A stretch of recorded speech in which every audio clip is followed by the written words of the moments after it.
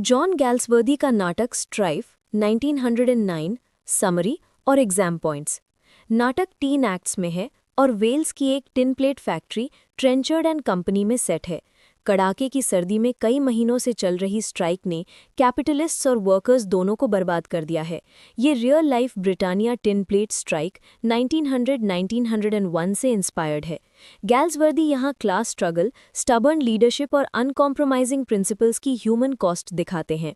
मुख्य characters: John Anthony autocratic capitalist, David Roberts idealistic fiery union leader, Anthony का mirror image, Harness voice of compromise and moderation, Enid Underwood compassionate mediator, Madge Roberts innocent victim और human cost का symbol. अंकवार summary. Act 1 boardroom बर्फीली फरवरी दिन।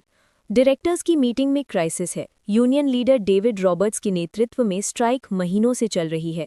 Chairman John Anthony, aged iron willed owner, किसी भी compromise से साफ इनकार करते हैं।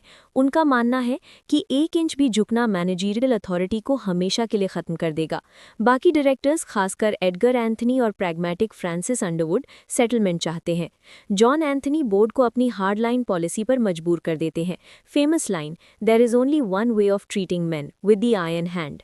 एक्ट 2 डेविड रॉबर्ट्स का गरीब घर उसी शाम। अब फोकस वर्कर्स साइड पर।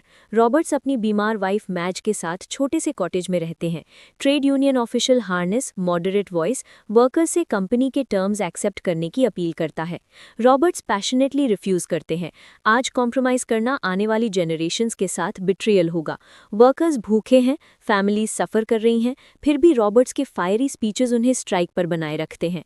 एक्ट का ट्रैजिक एंड, मैज कोलैप्स कर बेहोश हो जाती है, स्ट्राइक की सबसे बड़ी ह्यूमन कॉस्ट।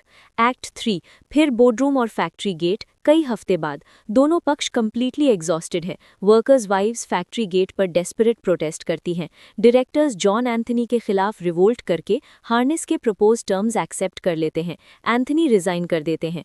उसी समय वर्कर्स भी रॉबर्ट्स को बिना बताए सीक्रेट बैलेट से वही टर्म्स एक्सेप्ट कर लेते हैं। रॉबर्ट्स आइसोलेटेड हो जाते हैं। फाइनल पावरफुल सीन, बर्फीली रात में जॉन एंथनी और डेविड रॉबर्ट्स अकेले मिलते हैं। पहली बार डायरेक्ट कॉन्फ्रंटेशन के बाद म्यूचुअल रिस्पेक्ट और साइलेंट अंडरस्टैंडिंग पैदा होता है।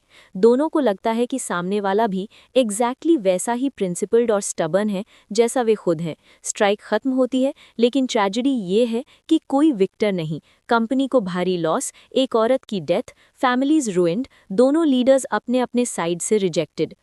सेंट्रल थीम या मैसेज: सच्ची ट्रेजेडी ये है कि एक दूसरे को ट्रूली समझने वाले सिर्फ 2 एक्सट्रीमिस्ट्स ही हैं। कॉम्प्रोमाइज तभी पॉसिबल होता है जब दोनों स्टबर्न लीडर्स को साइड कर दिया जाता है, पर बहुत लेट और बहुत बड़ी कीमत पर। परीक्षा के सबसे इंपॉर्टेंट पॉइंट्स या थीम्स जो बार बार पूछे जाते हैं: class struggle, capital versus labour का classic portrayal, tragedy of inflexible या स्टबर्न लीडरशिप, दोनों लीडर्स की जिद से अननेसेसरी सफरिंग, ड्रामेटिक आयरनी, वही टर्म्स एक्सेप्ट होते हैं जो महीनों पहले रिजेक्ट किए गए थे, म्यूचुअल रिस्पेक्ट इन डिफीट, अंत में दोनों लीडर्स एक दूसरे को रिस्पेक्ट करते हैं। No victor only victims, industrial war में कोई नहीं जीतता, social realism, balanced non partisan approach, दोनों पक्षों के प्रति सिंपैथी।